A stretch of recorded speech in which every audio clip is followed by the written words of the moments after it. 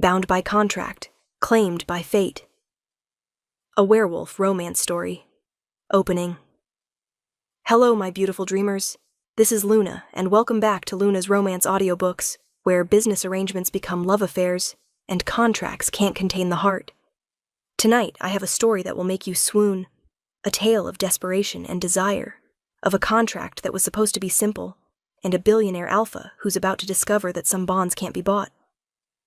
Imagine needing money so desperately you'd agree to anything. Imagine signing a contract to be a powerful man's lover for 1 year. No emotions, no complications, just business.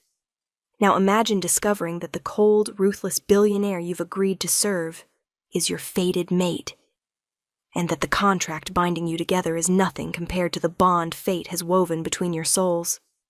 So get comfortable, my dreamers.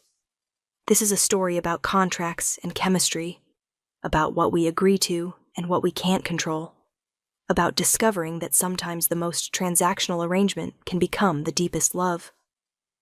This is Bound by Contract, Claimed by Fate. Prologue. The offer. The envelope was thick, expensive paper embossed with a logo I didn't recognize. I stared at it on my kitchen table, my hands shaking too badly to open it. Inside was either salvation or damnation. Maybe both. My phone rang, the same unknown number that had called 3 times today. I answered. Hello? Miss Hartley. The voice was female, crisp, professional. This is Amanda Cross, personal assistant to Xander Vaughn. Have you reviewed the contract we sent? Xander Vaughn, billionaire, alpha of the Obsidian Pack, CEO of Vaughn Industries, the largest corporate empire in the country, and apparently a man in need of a contract lover. I received it, I said carefully. I haven't opened it yet. Mr. Vaughn requires an answer by midnight tonight. If you're interested, the contract outlines the terms of your arrangement. If not, we'll move on to the next candidate. Next candidate, like I was applying for a job.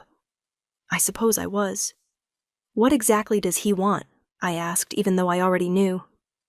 The job posting had been clear enough, if you could call something so unusual a job. Seeking female companion for 1-year contract. Discretion essential. Compensation, $500,000 plus expenses. Requirements, unmated, attractive, willing to fulfill all duties as outlined in contract.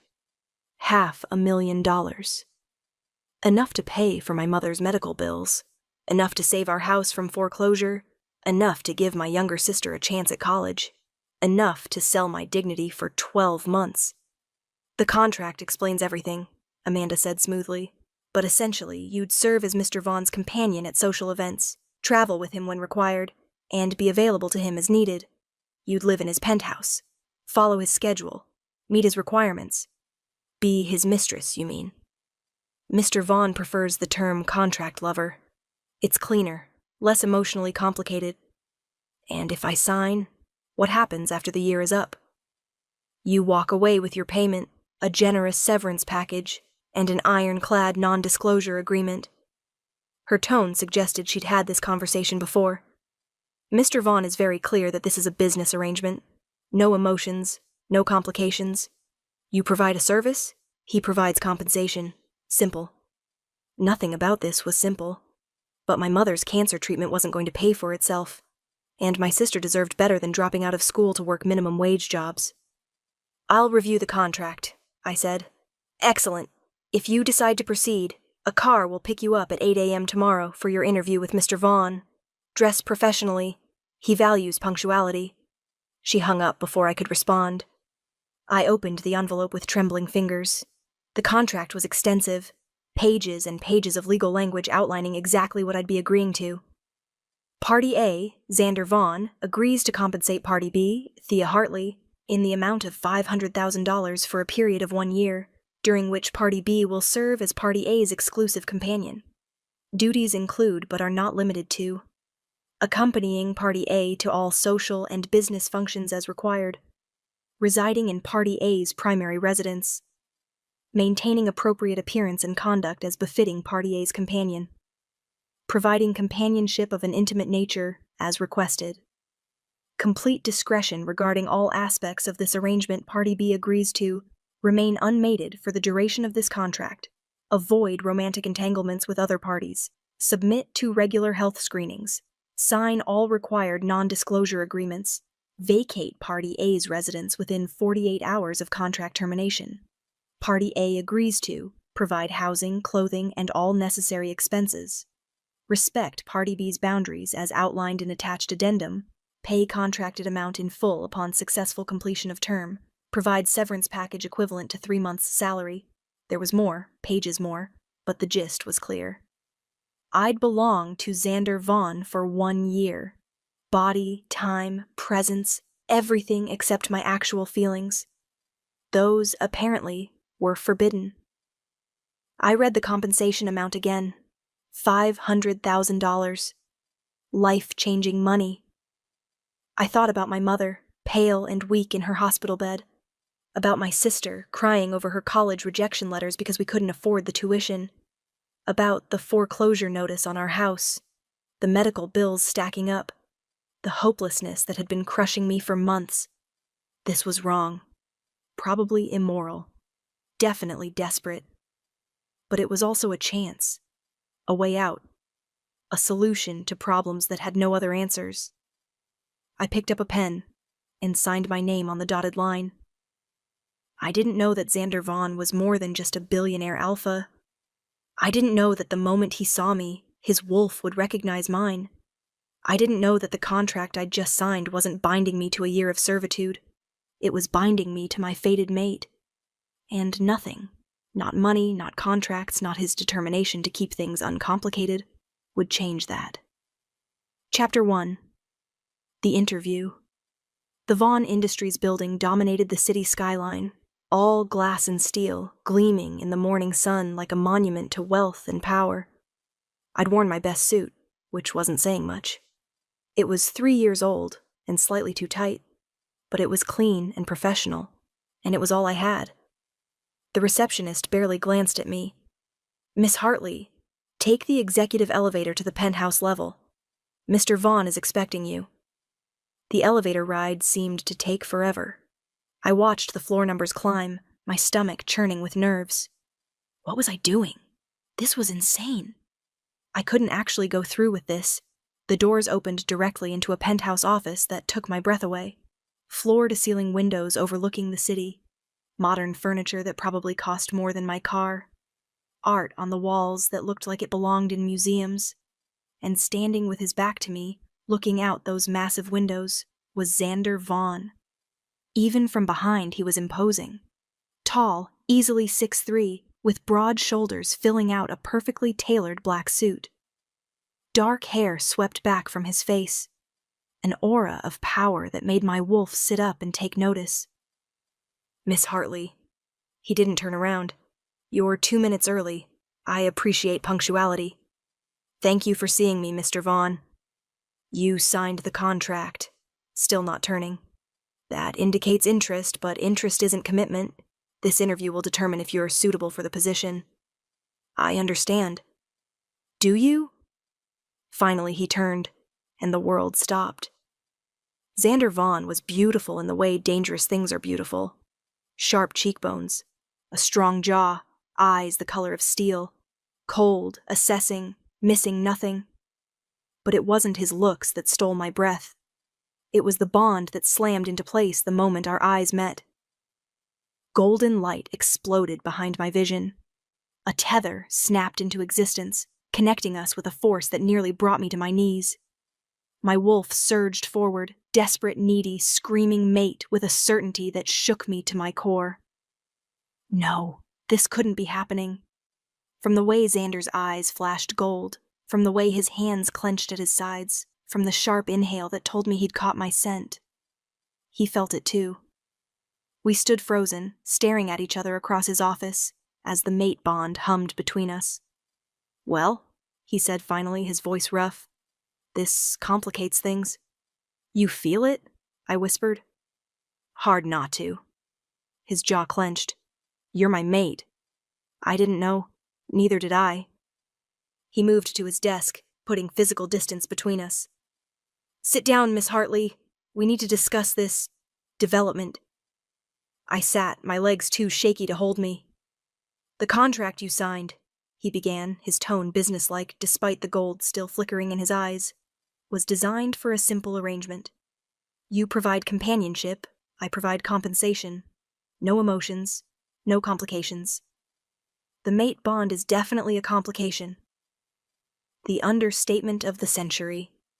He leaned back in his chair, studying me with those intense eyes. "Here's what we're going to do. The contract stands. You'll fulfill your duties as outlined. But we ignore the mate bond." I stared. "Ignore it? Pretend it doesn't exist.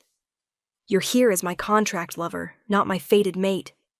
We keep things professional, transactional, exactly as agreed. You can't just ignore a mate bond. I can, and I will." His voice was steel. "I don't do mates, Miss Hartley. I don't do love or romance or any of the messy emotional entanglements that come with fated bonds. What I do is business, and our arrangement is business.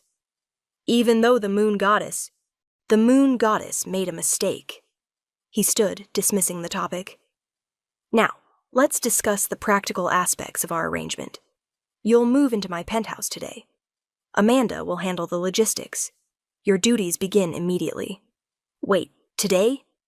"The contract is effective upon signing. You signed yesterday." His expression was unreadable. "Do you have any belongings that need to be collected?" Yes, my things are at my apartment." "Amanda will send a team to pack and move them. Give her the address." He pulled out his phone, typing something. "You'll have your own bedroom in the penthouse, your own bathroom, your own space when you're not required to be with me." "Required to be with you?" "Social events, business dinners, the occasional overnight trip for company functions." His eyes met mine, cold and businesslike. "And yes, Miss Hartley, the intimate aspects outlined in the contract still apply. Mate bond or not, you agreed to provide companionship of all types." Heat flooded my face. "I understand. Do you?" He moved around the desk, stopping close enough that I could smell him. Sandalwood and smoke, and something wild that made my wolf whimper. "Because I need to be very clear about something. What we are to each other biologically doesn't change our arrangement. You're here because you need money. I'm here because I need a companion. That's all this is. You really think you can ignore the bond?" "I've ignored far more difficult things." His expression was granite. "Welcome to your new life, Miss Hartley. Try not to make it more complicated than it needs to be." But as he walked away, I saw his hands shake slightly. Felt the bond between us pulse with frustrated need. And I knew, no matter what he said, no matter how much he tried to deny it, this was already far more complicated than either of us had bargained for. Chapter 2. The arrangement. The penthouse was obscene. 5 bedrooms, 6 bathrooms, a kitchen bigger than my entire apartment, views that made me dizzy, furniture that looked like it belonged in magazines. "Your room." Amanda opened a door to reveal a space larger than my childhood home. "Mr. Vaughn's room is at the end of the hall. The other bedrooms are for guests, though he rarely entertains here." "This is too much. This is what's in the contract. You live here for the duration of your arrangement." She handed me a key card. "This accesses the private elevator and the penthouse. Don't lose it." Does Mr. Vaughn live here alone?" "He has a housekeeper who comes 3 times a week, a chef for dinner parties. Otherwise, yes, it's just him." Amanda's expression was professionally neutral. "And now you." After she left, I explored my new room. A massive bed with silk sheets, a walk-in closet already stocked with designer clothes in my size, a bathroom with a tub big enough for 3 people. This was my life now, for 1 year, with my fated mate who was determined to pretend I wasn't his mate. That night, Xander came home late. I was in the living room trying to read when I heard the elevator doors open, heard his footsteps, caught his scent, that intoxicating combination that made my wolf purr. "You're still up," he said, loosening his tie. I wasn't sure. That is, I didn't know if you'd want... I trailed off, feeling stupid. If I'd want you waiting for me, like a proper mistress? His smile was sharp. Thoughtful, but unnecessary. Your duties don't include pretending to care about my schedule. I was just reading in the common area where you knew I'd see you. He poured himself a drink. Establishing your presence. Smart. I wasn't trying to... Relax, Miss Hartley. I'm not criticizing.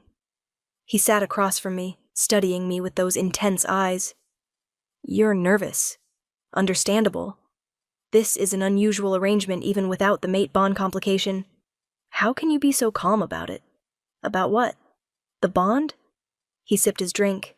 Because I've spent 34 years building walls around my emotions. A biological imperative isn't going to tear them down. Is that what I am to you? A biological imperative? You're a woman I've contracted to provide companionship. The mate bond is irrelevant. You keep saying that, because it's true. He set down his glass. Let me be very clear about something, Miss Hartley. I don't believe in fated mates. I've seen too many wolves use the mate bond as an excuse for irrational behavior, for giving up their autonomy, for losing themselves in another person. That's not what the bond is, isn't it? My parents were fated mates. They were so consumed with each other they neglected everything else, including their pack, their responsibilities, and eventually, their son. His expression was cold. When my mother died, my father followed within a week. Couldn't live without her. Left me orphaned at 15 because he was too weak to survive without his mate. I'm sorry. I don't want your pity. I want your understanding. He leaned forward. I will never be that weak. I will never give another person that much power over me. Mate bond or not, you're here for business. Remember that. And if the bond gets stronger, if we can't ignore it, then we'll deal with it professionally, set boundaries, maintain distance. His eyes held mine. I'm very good at compartmentalizing, Miss Hartley. You should learn to be as well. Over the next week, I learned the rules of being Xander Vaughn's contract lover. I accompanied him to 3 business dinners, dressed in designer gowns he'd had delivered to my room. Smiled and made small talk with his associates while he negotiated deals worth millions. I learned to read his moods, when he wanted conversation, when he wanted silence, when he wanted me to disappear. I learned that he worked 18-hour days and slept maybe 4 hours a night. I learned that despite his cold exterior, he was generous with his staff and fair in his business dealings. And I learned that ignoring the mate bond was absolutely impossible. Every time we were in the same room, I felt it. The pull, the need, the certainty that we belonged together. Every accidental touch sent electricity through me. Every breath of his scent made my wolf desperate. And from the way his eyes sometimes flashed gold when he looked at me, from the way his hands clenched when I walked past, I knew he felt it too. 2 weeks into our arrangement, he took me to a charity gala. I wore red, a gown that clung in all the right places. My hair was styled in elegant waves. I looked like I belonged on a billionaire's arm. You clean up well, Xander said when I emerged from my room. Thank you. Don't thank me. Thank the stylist I hired. But his eyes lingered on me in a way that had nothing to do with professional appreciation. The gala was at a 5-star hotel. Hundreds of the city's elite gathered to raise money for some cause I immediately forgot. Xander kept me close, his hand possessive on my lower back as he introduced me to various business associates. This is Thea, he'd say. Nothing more. No explanation of who I was or why I was there. But everyone knew. I could see it in their knowing smiles, their speculative looks, the billionaire's latest companion, his newest acquisition. It should have bothered me more than it did. You're handling this well, Xander murmured during a rare moment alone. Handling what? Being on display. Being objectified. Most women would find it degrading. Most women aren't getting paid $500,000 for the privilege. His smile was genuine this time. Practical. I like that about you. Is that what drew you to mate with me? My practicality? The smile faded. I didn't choose to mate with you. The moon goddess made that decision. I'm simply choosing how to respond to it. By ignoring it. By managing it professionally. There's a difference. His hand slid up my back, pulling me closer as we swayed to the music.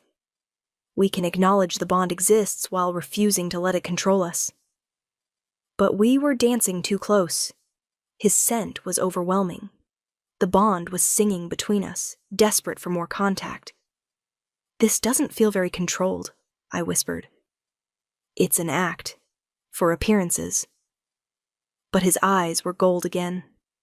Is it? He didn't answer. Just held me tighter as we moved across the dance floor. That night, back at the penthouse, he walked me to my door. You did well tonight, he said. Very convincing. I wasn't acting. Neither was I.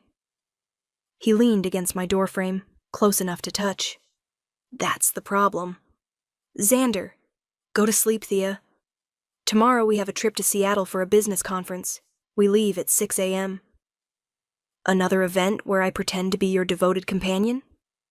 Another event where you are my devoted companion. Contract and all. His hand reached out, almost touching my face before he pulled back. Good night.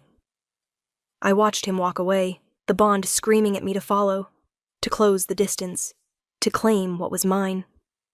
But I was just the contract lover, and he'd made it very clear that was all I'd ever be. Chapter 3. The Breaking Point. Seattle was supposed to be simple. 3-day business conference, networking events, formal dinners, me playing the role of devoted companion while Xander closed deals and built his empire. What it actually became was a test of exactly how long we could deny the mate bond.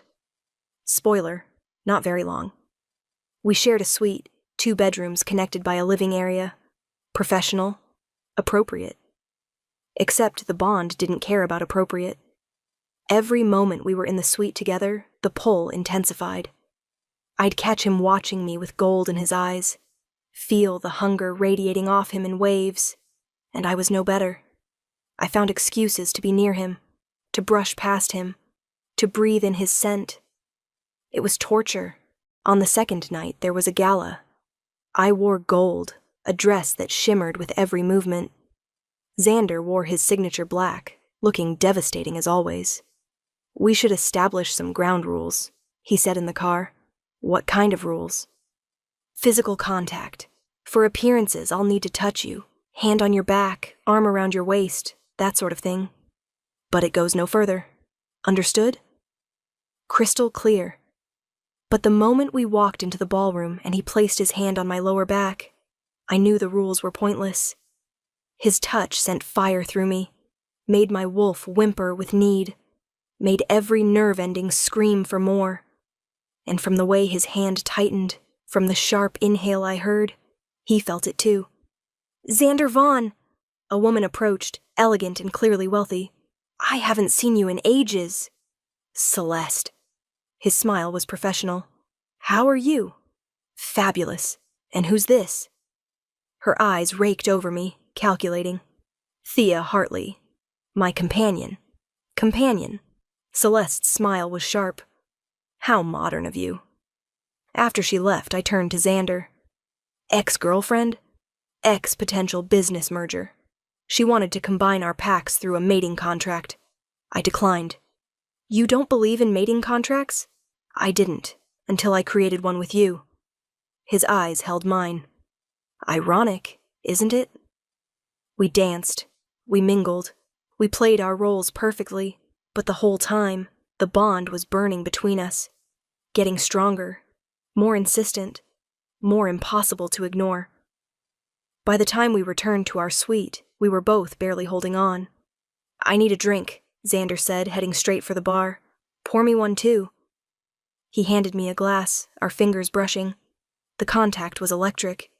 This isn't working, I said. What isn't? Ignoring the bond, pretending we're just business associates. Acting like we don't feel this.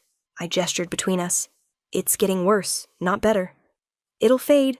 Mate bonds that aren't acknowledged eventually weaken. That's a lie, and you know it. I set down my glass. You can feel it as strongly as I can. Every hour we're together, it gets more intense, more desperate, more— Stop. His voice was rough. We agreed. You agreed. I signed a contract. They're not the same thing. I moved closer. What are you so afraid of, Xander? Why are you so determined to fight this? I told you, I won't be weak like my father. Loving someone isn't weakness. It is when it destroys you. He slammed his glass down. Do you know what it was like? Watching my father wither away because he couldn't live without his mate. Watching him choose death over responsibility? That wasn't about the mate bond. That was about grief. It was about giving someone else power over your entire existence. About being so consumed by another person that you lose yourself completely. His eyes were blazing gold now. I won't do that. I won't let anyone, even my fated mate, have that kind of control over me. I don't want control over you. I stopped, not sure how to finish. What? What do you want, Thea? I want you to stop fighting this. Stop pretending we're just business associates when we both know. He kissed me. One moment we were arguing. The next, his mouth was on mine, hungry and desperate, the bond exploding into golden light between us. I kissed him back with equal desperation, my hands fisting in his hair, pulling him closer. He backed me against the wall, his body pressed against mine, and I'd never felt anything so perfect in my life. This is a mistake, he growled against my lips. I don't care. The contract includes intimate companionship. We're just fulfilling the terms. His laugh was rough. Is that what we're calling this? Call it whatever you want. Just don't stop. He didn't stop. We made it to his bedroom, barely. Clothes were shed. Boundaries were shattered. And when we finally came together, the bond snapped fully into place with a force that stole my breath. Afterward, we lay tangled together, both breathing hard. That shouldn't have happened, Xander said. But it did. It can't happen again. You're a terrible liar. He pulled me closer, despite his words. This changes nothing. We still have a contract. This is still a business arrangement. Right. Business. That's definitely what that felt like. Thea, it's fine. I understand. I turned to face him. You felt something. You gave in for one moment. But tomorrow you'll go back to being the cold billionaire who doesn't believe in mates. I get it. You don't understand. I understand perfectly. You're terrified of feeling something real. So you hide behind contracts and business arrangements and convince yourself that makes you strong. I sat up. But you know what? Real strength is being brave enough to love someone, to trust them, to let them in. And look where that got my father. Your father's story doesn't have to be yours. I found my clothes, started dressing. But I can't make you see that. Only you can decide if you're brave enough to choose love over fear. I left him there, alone in his bed, the bond aching between us. And I knew, despite what had just happened, despite the connection we'd just shared, nothing had changed. He was still running from the bond. And I was still the contract lover who wanted to be so much more. Chapter 4. The competition. The next morning everything was back to professional. Xander barely looked at me at breakfast, kept physical distance during the conference sessions, acted like nothing had happened, like we hadn't shattered every boundary he'd set, like the mate bond wasn't screaming between us. I should have been angry, should have called him out on his emotional cowardice. Instead, I matched his energy, cool, professional, perfectly controlled. Two could play this game. The afternoon session featured a panel on corporate mergers. Xander was one of the speakers, brilliant and commanding as he discussed integration strategies. I sat in the audience, watching him command the room, and felt pride swell in my chest. He was magnificent. Impressive, isn't he? I turned to find a woman had taken the seat beside me. She was beautiful, elegant, poised, with the bearing of someone born to wealth and power. He is, I agreed carefully. I'm Victoria Ashford, Ashford Industries. She extended a perfectly manicured hand. And you're Xander's new companion, yes? Thea Hartley. Lovely to meet you. Her smile didn't reach her eyes. I'm sure Xander's explained our history.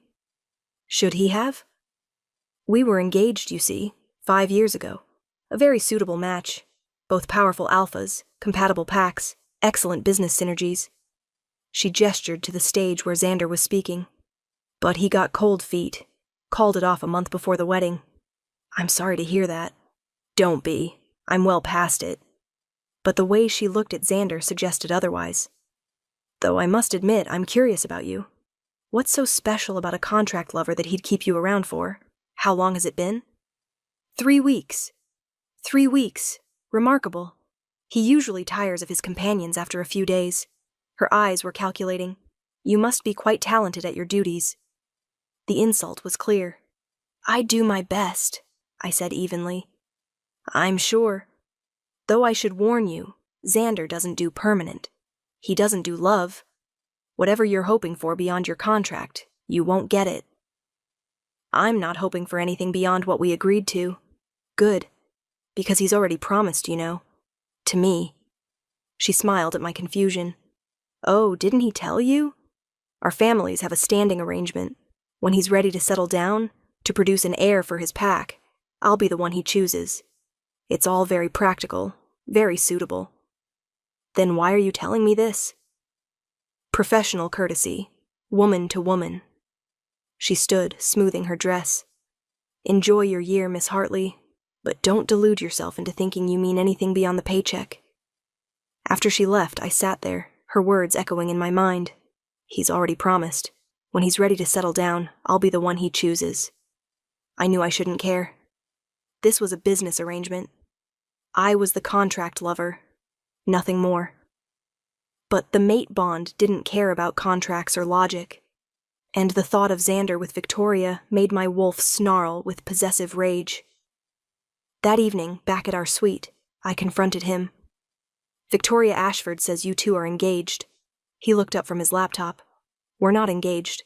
But you were. And apparently there's a standing arrangement. A suggestion from our families. Not a promise. He closed his laptop. What did Victoria say to you? That I'm temporary. That when you're ready for a real mate, she'll be the one you choose. I crossed my arms. Is that true?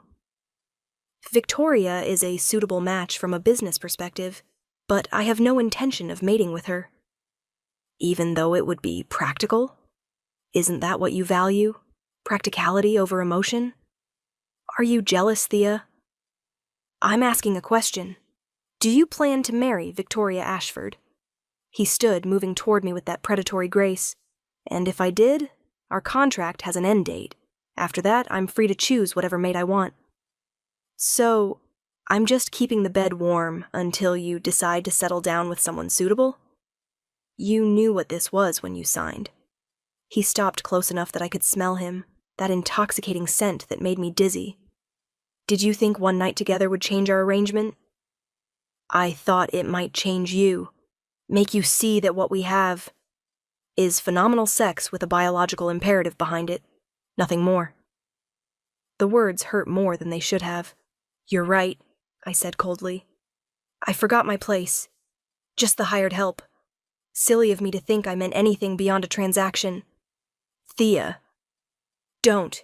You've made your position very clear. I grabbed my keycard. I'm going for a walk. Don't wait up. I made it to the elevator before the tears came. I'd known what I was signing up for. Had understood that this was business, not romance. But somewhere along the way, between the galas and the late-night conversations, and the way he sometimes looked at me like I was precious, I'd started to hope. Hope that he'd let me in, that he'd choose the bond over his fear, that I'd be more than just a contract to him. But Victoria's words had made one thing clear. I was temporary, replaceable, just another business transaction in Xander Vaughn's carefully controlled life. And when the year was up, he'd move on to someone suitable. Someone like Victoria. Someone who wasn't his fated mate. Chapter 5. The Revelation. I didn't return to the suite that night. Instead, I wandered Seattle's streets, trying to process the mess I'd gotten myself into. I'd agreed to be a contract lover. That was all. A year of companionship in exchange for money I desperately needed. But I'd fallen in love with my employer, and he was determined to pretend I meant nothing. My phone buzzed. Xander, of course. "Where are you?" I ignored it. It buzzed again. "Thea, it's not safe for you to be out alone. Come back." "I'm fine. Need space. We need to talk." "Nothing to talk about. You were very clear about our arrangement." My phone actually rang this time. I answered. "Thea." His voice was rough. "Where are you?" "Does it matter? I'm not on the clock for companion duties until tomorrow's breakfast event. This isn't about the contract. Everything between us is about the contract. You said so yourself." I kept walking. "I'm just being practical, like you taught me." "Are you crying?" "No." I was absolutely crying. "You're lying. I can hear it in your voice." A pause. "Please come back. We can discuss this like adults." "There's nothing to discuss. You want a business arrangement." I signed up for a business arrangement. Victoria just reminded me not to expect anything more. Victoria is irrelevant. Is she? Because she seemed pretty confident that she's your future. She's wrong. His voice dropped. "Thea, please, come back." "I can't." He stopped. "Can't what?" "I can't feel you through the bond. You're too far away. It's uncomfortable." So he could admit the bond existed when it caused him discomfort. How convenient. "I'll be back before morning," I said. "Don't worry, I won't embarrass you at tomorrow's event." I hung up. I finally returned to the suite at 3 a.m., exhausted and emotionally wrung out. Xander was waiting in the living room, still dressed, clearly having not slept. "You're back," he said, standing immediately. "As promised, I honor my contracts. Thea, I'm tired. We have an event in 5 hours. I'm going to sleep." "We need to talk about what Victoria said." "No, we really don't." I moved past him toward my room. "She just reminded me of what I already knew. This is temporary. You're the client. I'm the service provider. Let's keep it professional." "Is that really what you want?" I turned to face him. "What I want is irrelevant. You made that clear from day one. The mate bond doesn't matter. My feelings don't matter. Only the contract matters. That's not, isn't it? You've spent 3 weeks telling me that our bond is just biology, that what we feel is just physical, that I'm here for business, nothing more." Tears threatened again. "So, that's what I'll be. Your professional companion. Nothing more, nothing less. And last night was a mistake. You said so yourself. Won't happen again." His jaw clenched. "What if I want it to happen again?" "Then you'll have to decide if you're brave enough to actually admit you feel something, to stop hiding behind contracts and fear." I opened my bedroom door. "Until then, we're just business associates. Like you wanted." I closed the door before he could respond. The next morning, I was perfectly professional, attended the breakfast event, smiled at his associates, played the devoted companion without a hint of the turmoil underneath, and Xander matched my energy, cool, controlled, giving nothing away. We flew home that afternoon in tense silence. Back at the penthouse, I went straight to my room. I'd been there an hour when there was a knock. "Come in." Xander entered, looking more uncertain than I'd ever seen him. "I talked to Victoria," he said without preamble. "Oh?" "Told her there's no standing arrangement, no future for us, that she needed to stop spreading rumors about our relationship." "Very practical of you. Thea, was there something else?" I kept my voice neutral. "If not, I have some reading to catch up on." "Why are you doing this?" "Doing what?" "This. The Ice Queen routine, the emotional distance." He moved closer. "I thought you wanted to acknowledge the bond. Be more than just business." "I did, past tense." I set down my book. "But you made it very clear that's not what you want." so I'm respecting your boundaries. Isn't that what professional companions do? This is punishment. This is self-preservation. I stood. I can't keep hoping you'll change your mind, Xander. Can't keep wanting something you're not willing to give. So I'm doing what you asked, keeping things professional, honoring the contract. Nothing more. And if I want more, then you know where to find me. But I'm done begging for scraps of affection from a man terrified of his own feelings. I moved to the door, opening it. Now, if you'll excuse me, I'd like some privacy. He didn't move for a long moment, just stared at me like he was trying to solve a puzzle. Finally, "You're right. I am terrified." The admission caught me off guard. "Of the bond?" I asked. "Of losing control, of becoming my father, so consumed by love that I lose myself completely." His voice was raw. "I've spent my whole adult life building walls, being strong, being independent. And then you walk into my life, and every wall I've built starts crumbling. Xander, I don't know how to do this, Thea. Don't know how to be someone's mate without losing myself in the process. Don't know how to love without becoming weak. Love isn't weakness. It destroyed my father. Your father chose grief over life. That's not love. That's tragedy." I moved closer. Real love makes you stronger, makes you better, gives you something to fight for instead of something to fear. And you think you can give me that? I think we could give each other that, if you're brave enough to try. He stared at me for a long moment, then quietly, "I don't know if I am." "Then I guess we continue as we are. Professional, transactional, safe. Is that what you want?" "What I want is you. All of you. Not the cold billionaire hiding behind contracts, but the man underneath. The one who's terrified and brave and broken and perfect." I touched his face. "But I won't beg for it anymore. Either you choose this, choose us, or you don't. But I'm done waiting. And if I'm not ready, then we honor the contract. Complete the year. And when it's over, I walk away with my money and you find your suitable mate." My voice broke slightly. "And we both pretend the mate bond doesn't exist. That would kill me. Then choose differently." I stepped back. "It's your call, Xander, but I need you to actually make it. No more halfway. No more pretending we're just business when we both know we're so much more." He left without another word, and I collapsed on my bed, knowing I'd just gambled everything. Either he'd choose me, really choose me, or I'd spend the next 9 months watching my fated mate prepare to marry someone else. Chapter 6. The choice for 3 days, Xander was absent. Away on business, Amanda said. Some emergency that required his immediate attention. I knew it was a lie. He was avoiding me, avoiding the choice I'd forced him to make. I threw myself into the Omega advocacy work I'd started. Used Xander's resources, with Amanda's approval, to establish programs for unmated Omegas seeking independence. If nothing else, this year would mean something beyond my own heartbreak. On the 4th day, Xander returned. I was in the living room, reviewing grant proposals, when I heard the elevator. He looked terrible, like he hadn't slept. His usually perfect appearance was disheveled, shirt untucked, tie loose, hair a mess. "You look awful," I said.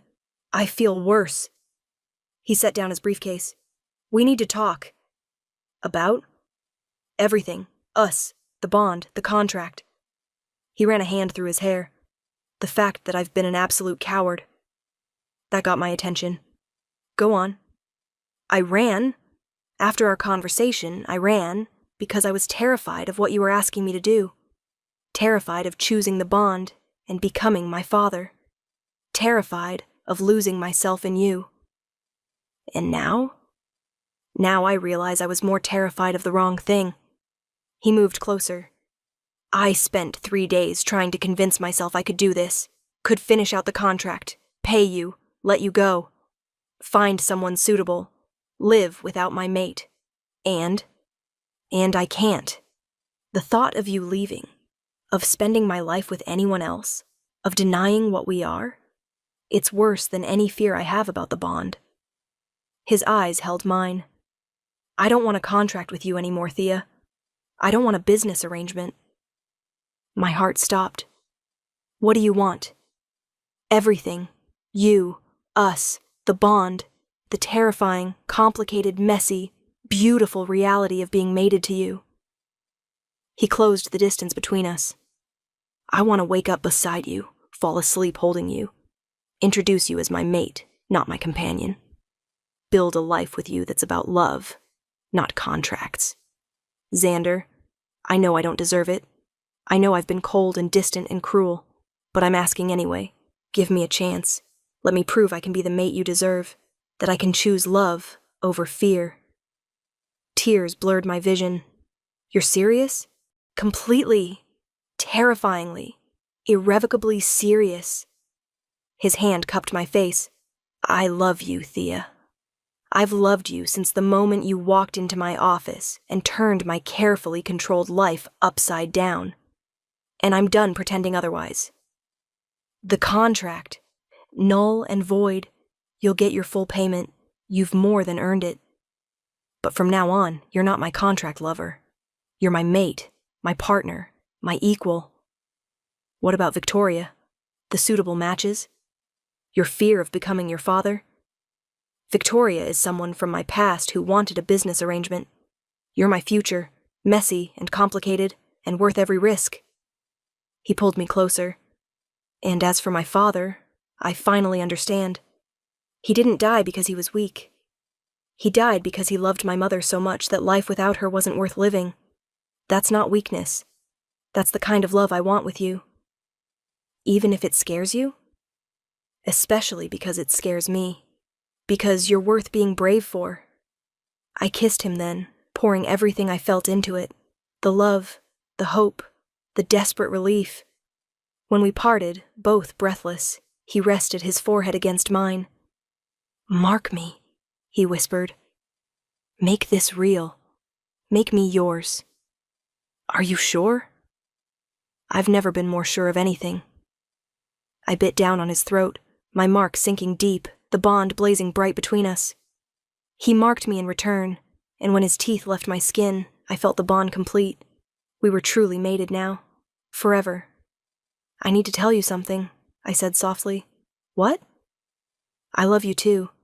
Have since probably the second week. Every time I tried to stay professional, to honor the contract, to keep my distance, I was falling more in love with you.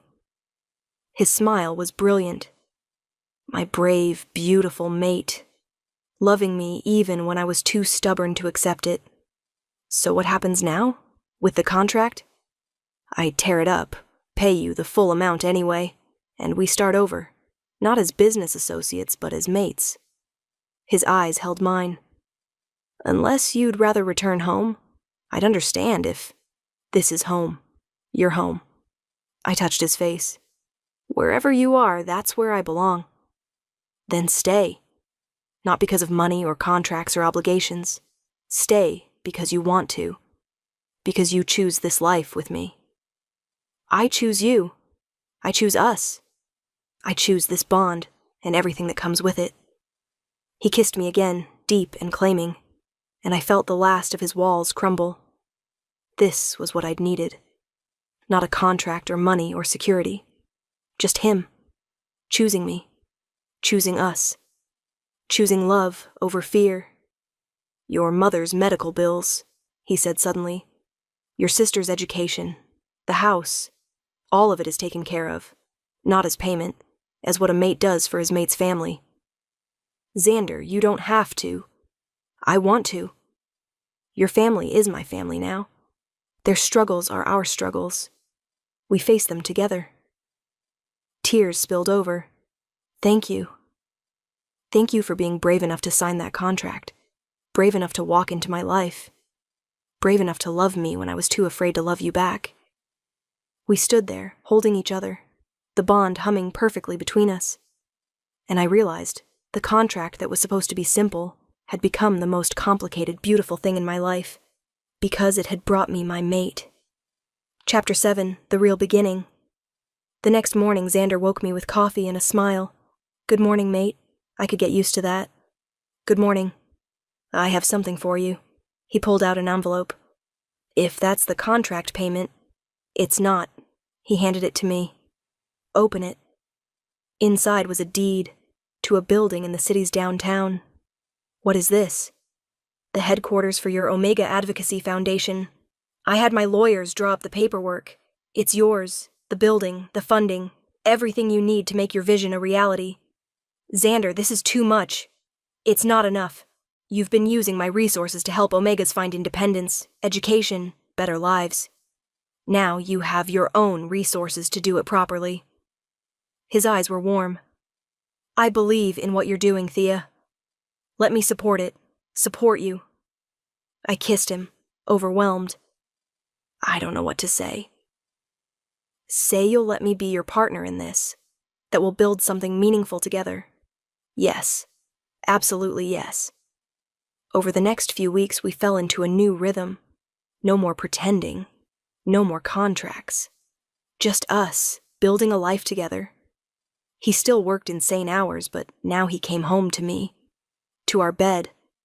To a mate who understood his drive and supported his ambitions. And I built my foundation. Hiring staff, establishing programs, reaching out to PACs across the country to help Omegas who felt trapped. You're changing lives, Xander said one night, watching me work. We're changing lives. This wouldn't exist without you. This exists because you had the courage to demand better. For yourself, and for others. He pulled me into his lap. I'm so proud of you. I'm proud of us. Look what we built from a contract that was supposed to be purely transactional. Best business decision I ever made. Hiring a contract lover who turned out to be your mate? Choosing love over fear. Choosing you over control. His arms tightened. Choosing to be brave. A month after we mated, we held a formal ceremony. Both our families attended. My mother, healthy and glowing after her successful treatment. My sister, thriving in college. Xander's extended PAC members, initially skeptical, but won over by how happy we were. Even Victoria attended, surprisingly gracious in defeat. You're good for him, she said during the reception. I wanted a merger. You gave him love. I can't compete with that. I never wanted to compete.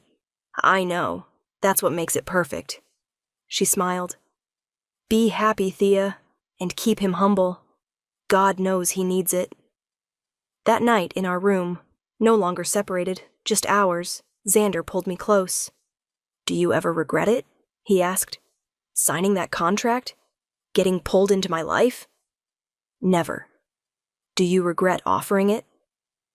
I regret how long it took me to see what I had, to choose you properly. His hand found mine, his mark on my neck glowing softly in the moonlight. But I don't regret a single moment since I made that choice. Even the terrifying parts? Especially those. Because being brave enough to love you made me braver in everything else. He kissed me softly. You didn't just become my mate, Thea. You made me better. Made me whole. You did the same for me. Gave me resources to help others. Believed in my vision. Supported my dreams. We're a good team. The best team. As we lay together, perfectly content, I thought about the journey that had led us here. From a desperate woman signing a contract she didn't fully understand, to a man so afraid of love he tried to buy it instead, to two mates who found each other despite every obstacle, to partners building something beautiful. The contract was supposed to last 1 year, but what we'd built together would last forever. Epilogue. 3 years later. Mama, look! I looked up from my desk, still at the foundation headquarters, now expanded to 3 floors, to see our daughter, Lyra, running toward me. At 2 years old, she was pure energy and mischief, with Xander's dark hair and my green eyes. What is it, sweetheart? Papa says I can help at the big meeting. Xander appeared in the doorway, our daughter perched on his shoulders. The powerful billionaire alpha, completely wrapped around his toddler's finger. I said she could sit with us. There's a difference. It's a board meeting, Xander. She's 2. She's our daughter, future leader of this foundation. She should see how it works. His smile was unrepentant. Besides, she promised to be very quiet. I pie wummist, Lyra agreed enthusiastically. I shook my head, but I was smiling. Fine, but when she inevitably causes chaos, you're handling it. The meeting went surprisingly well. Lyra sat between us, fascinated by the presentations about new programs, expanded outreach, the hundreds of Omegas we'd helped find independence. You've built something incredible, one board member said. In 3 years, you've changed the landscape for Omegas across the country. We've built it together, I corrected, gesturing to Xander. None of this would exist without his support. And none of it would exist without your vision, Xander added. I just provided resources. You provided hope. After the meeting, we walked through the city as a family, Xander carrying Lyra, me holding his free hand, looking like any normal family. Except we weren't normal. We were the billionaire Alpha and his mate who'd started as a contract arrangement and become a love story. Do you ever think about it? I asked. The contract that brought us together? All the time. He shifted Lyra to his other shoulder. I think about what a fool I was, trying to buy companionship, thinking I could avoid love through paperwork. And look where it got you. Mated, with a daughter, supporting Omega causes across the country, living the life I never knew I wanted. All because a desperate woman signed a contract and a stubborn alpha fell in love, despite his best efforts not to. No regrets? Only that I wasted 3 weeks being an idiot. But everything after wouldn't change a moment. That night, after Lyra was asleep, we stood on our penthouse balcony, the same one where we'd had so many important conversations. I have something for you, Xander said. Please don't tell me you bought me another building. Nothing like that. He pulled out a piece of paper, yellowed with age. What is it? The original contract, the one you signed 3 years ago. He handed it to me. I kept it, a reminder of where we started. I read through the familiar terms, smiling at how clinical it all seemed now. Should we frame it? I asked. I have a better idea. He pulled out a lighter. Xander, we don't need it anymore. Don't need the contract or the terms or the reminder that we started as a transaction. His eyes held mine. I'd rather remember that we became partners, mates, family. Together we held the contract over the flame, watching it burn. Goodbye to the contract lover, I said softly. Hello to my mate, my love, my everything. He pulled me close. Thank you, Thea, for signing that contract, for being brave enough to demand more, for loving me when I was too afraid to love you back. Thank you for choosing me, for being brave enough to let me in. As the last of the contract burned away, I felt the symbolism deeply. We'd started with paper and terms and business arrangements, but we'd built something so much more beautiful. A love that couldn't be contained in contracts. A partnership that went beyond business. A family that was about choice, not obligation. The billionaire Alpha's contract lover had become his Luna Queen, his mate, the mother of his child, his partner in everything. And it was better than any contract could have promised. I love you, I whispered. I love you, too, he replied. Beyond contracts, beyond reason, beyond everything. And as we stood there, wrapped in each other's arms with the city lights below and our daughter sleeping safely inside, I knew one truth with absolute certainty. Some contracts are meant to be broken, but the love they lead to, that's meant to last forever. Closing, and there you have it, my beautiful dreamers.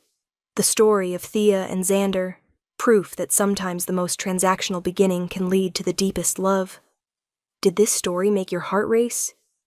Did you believe that love can break through any contract? Then show me some love. Hit that like button, drop a comment telling me your favorite moment, and subscribe to Luna's romance audiobooks so you never miss another tale of impossible love. I want to know, would you have signed that contract? Would you have been brave enough to demand more? Would you have fought for a love that wasn't in the terms? Tell me in the comments. And speaking of fighting for love, our next story is going to absolutely wreck you. It's called Rejected by the Alpha, Claimed by His Brother, and it follows a she-wolf publicly rejected by her fated mate at their claiming ceremony, only to discover that his twin brother has been in love with her for years. She's heartbroken. He's been waiting. And when she finally sees him, really sees him, she'll discover that sometimes the right mate was there all along. Until next time, my dreamers, may your contracts lead to love, your transactions become treasures, and your business arrangements turn into beautiful romances. This is Luna, signing off. Sweet dreams, beautiful souls.